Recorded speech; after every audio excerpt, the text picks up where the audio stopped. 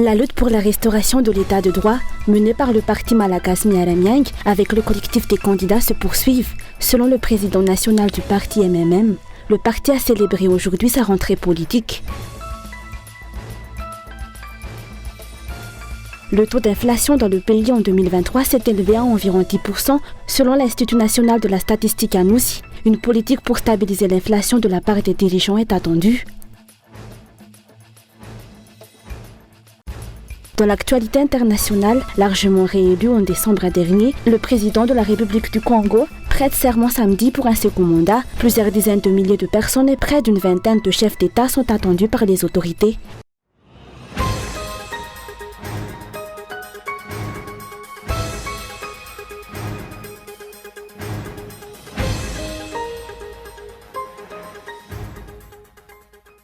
La lutte et les revendications en faveur de l'état de droit et la tenue d'élections justes et transparentes dans le pays, menées par le parti Malagasy Miaramyang avec le collectif des candidats se poursuivent, a déclaré aujourd'hui le président national du parti MMM. Les abus de pouvoir et les violations de la loi commis par les dirigeants ne peuvent pas être tolérés. Matoa milaza ny hoe ny tao anatin'ny collectif hoe mbola mitohy ny tolona dia mazava ho azy zany. Si le collectif des candidats affirme que la lutte continue, c'est parce que les objectifs fixés pour l'assainissement de l'environnement électoral n'ont pas encore été atteints. Cela ne signifie pas que nous refusons de participer aux élections. Nous sommes prêts à y participer comme la dernière fois. Si les dirigeants actuels ne souhaitaient pas entamer des discussions pour assainir l'environnement électoral, ils seront tenus responsables de ce qui risque de se produire dans le pays. La majorité des citoyens ont récemment démontré qu'ils n'acceptaient pas des élections réalisées dans les conditions d'irrégularité et de fraude. Ces citoyens n'ont pas été vaincus, mais ils sont restés silencieux parce qu'ils voulaient préserver la paix. Cependant, les dirigeants persistent à vouloir reproduire leurs actions lors de la dernière élection. Ils seront responsables de tous les troubles qui surviendront dans le pays. Et selon nous, toutes les forces vives du pays vont s'unir pour s'opposer à ce qui perturbe la stabilité du pays.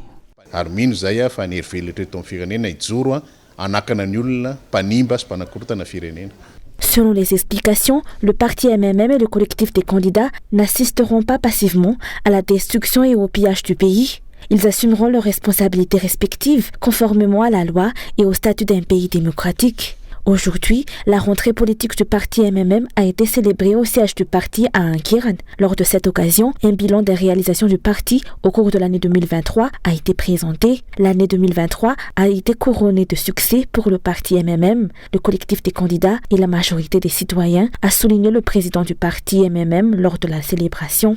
Outre la rentrée politique du parti, les membres du parti MMM, du VMM et du Tanura Malagasy Miaramyang ont également profité de cette journée pour célébrer le nouvel an.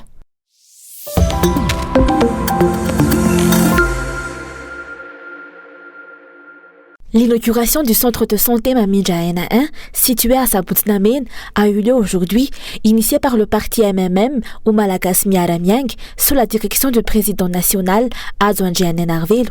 Selon les explications, le parti a fait don de ce centre de santé dans l'intérêt des citoyens de la localité et des environs. L'objectif est d'offrir au peuple malgache l'opportunité d'avoir accès à des structures médicales adaptées à chacun.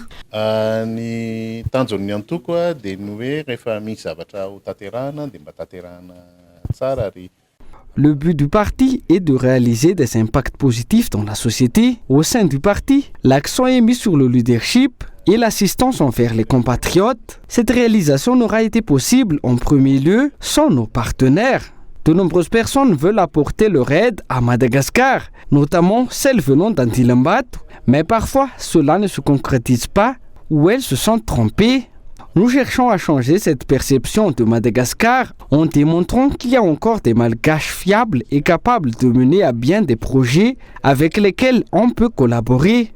Ce centre de santé a été concrétisé grâce aux efforts de tous les membres du parti, de sa création à son fonctionnement, et cela a été réalisé de manière gratuite. Il s'agit du deuxième centre de santé implanté par le parti. La leçon que nous pouvons tirer de cette expérience est que lorsque nous unissons nos forces, nous sommes capables de créer des initiatives bénéfiques pour tous.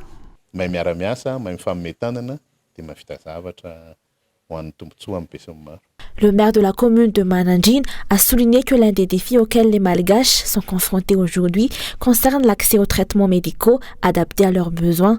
C'est précisément pour remédier à cette situation que des centres de santé tels que celui-ci sont créés afin de prendre en charge et alléger les difficultés auxquelles les citoyens font face en matière de santé.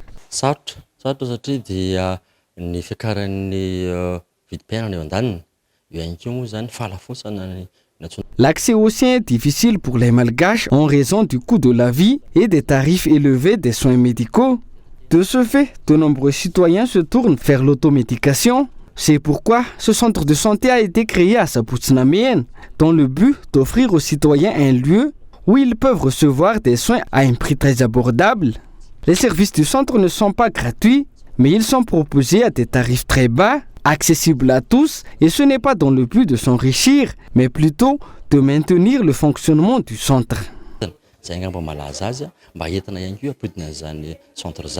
Outre ce centre de santé nouvellement inauguré, le centre de santé Mami Jaena 2 à Kadjatumb a célébré son 4e anniversaire l'année dernière. Le parti MMM a l'intention de continuer son engagement dans le travail social afin d'aider et atténuer les difficultés auxquelles la population est confrontée.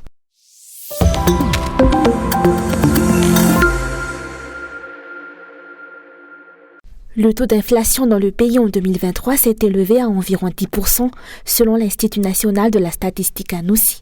La période la plus critique a été en mars 2023 où le coût de la vie a connu la plus forte augmentation, atteignant les 12%. Jusqu'à octobre 2023, le taux d'augmentation du coût de la vie était d'environ 7,16%. En novembre izy a efa 7,16%, zay raha ny eritreretinay raha manko zay novembre manko efa natahoranay hoe.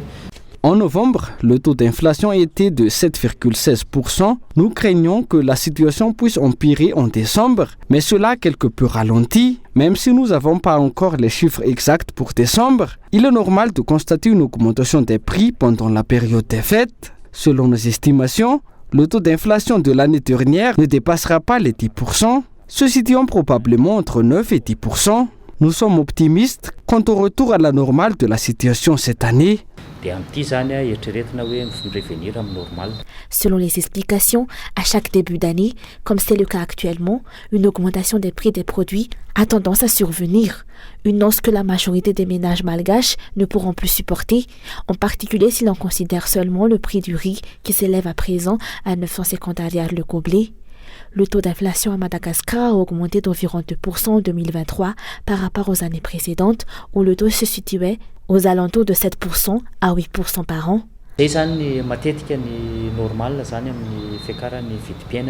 Normalement, le taux d'inflation devrait se situer autour de 7%. On observe une légère augmentation en janvier, suivie d'une tendance à la baisse au cours de l'année pour atteindre environ 6%. En total, cela oscille aux alentours de 7 à 8%. C'est généralement le schéma annuel habituel.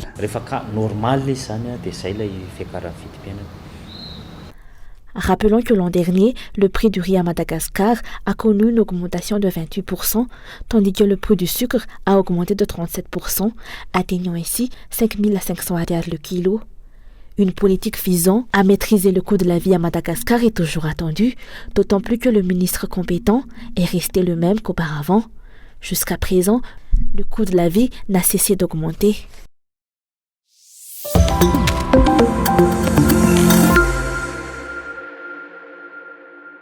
Les opérateurs miniers, notamment ceux engagés dans l'exploitation du saphir, alertent les dirigeants sur l'insécurité qui sévit dans le district sud d'Ambossage. Selon les explications, leurs activités sont perturbées par des attaques de Dahalo. Ces derniers ne se contentent plus seulement de voler les pierres précieuses et l'argent, mais commettent également des meurtres.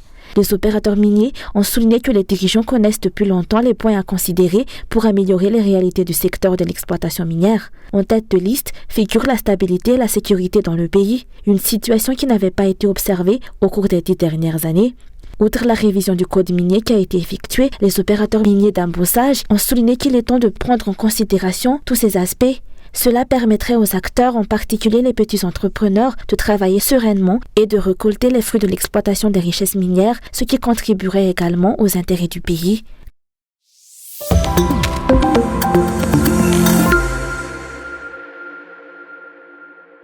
Le nombre d'enfants à travers le pays contraints d'interrompre fréquemment leurs études a augmenté dès le début de la saison des pluies. Selon les explications, cette situation est attribuable au mauvais état des routes menant aux écoles. En dehors des zones enclavées, ce phénomène persiste également dans la région Analamang. À titre d'exemple, dans la commune d'Yarnariv-Mbujachim, les élèves doivent parcourir environ 1 heure de marche pour atteindre leur école. Se lever tôt pour se rendre à l'école est le quotidien de ceux qui sont déterminés à poursuivre leur apprentissage. Dans cette localité, on ne trouve qu'un seul collège d'enseignement général et un lycée privé.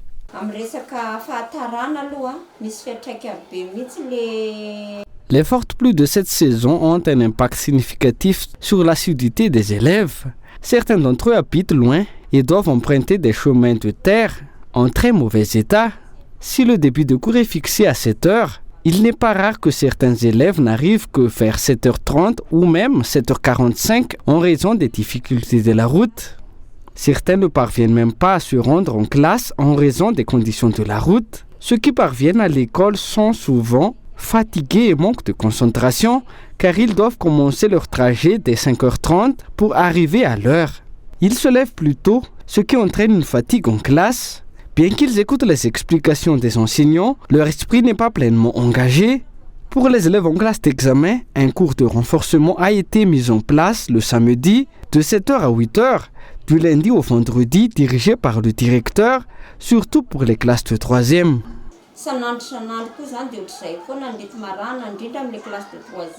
Le chef du Cisco en Mbujachim a souligné que les défis liés au mauvais état des routes affectent les élèves issus de plusieurs communes dès le début de la saison des pluies.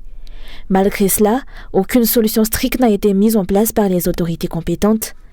Les parents sont ainsi contraints de ne pas envoyer leurs enfants à l'école pendant les saisons de pluie, faute d'autres alternatives disponibles.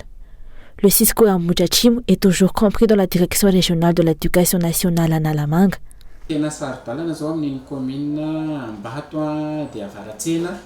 Les routes sont en très mauvais état dans les communes d'Ambat et Avaratin.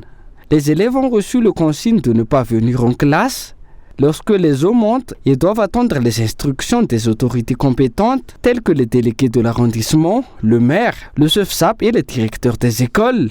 Les mesures sont aussi prises en fonction des consignes du ministère de l'Enseignement national.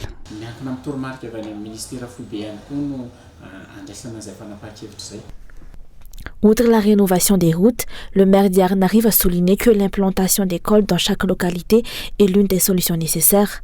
Depuis de nombreuses années, la commune a sollicité le Cisco en Mbujachim pour examiner la possibilité d'implanter une annexe du collège d'enseignement général et un lycée dans la localité. Mais jusqu'à aujourd'hui, la demande n'a pas reçu de réponse. Le régime de Radziwiłł a continuellement affirmé son engagement envers la construction d'écoles de qualité à travers le pays dans le but d'accroître le nombre d'enfants malgaches scolarisés. Cependant, la commune d'Yarnariv, située à seulement quelques kilomètres de la capitale, se trouve confrontée aux mêmes défis que celle située dans les zones enclavées. Le maire de la localité s'interroge pourquoi leur demande, axée sur l'amélioration du milieu éducatif, n'a toujours pas reçu de réponse. Le secteur éducatif est-il réellement une priorité pour les dirigeants ?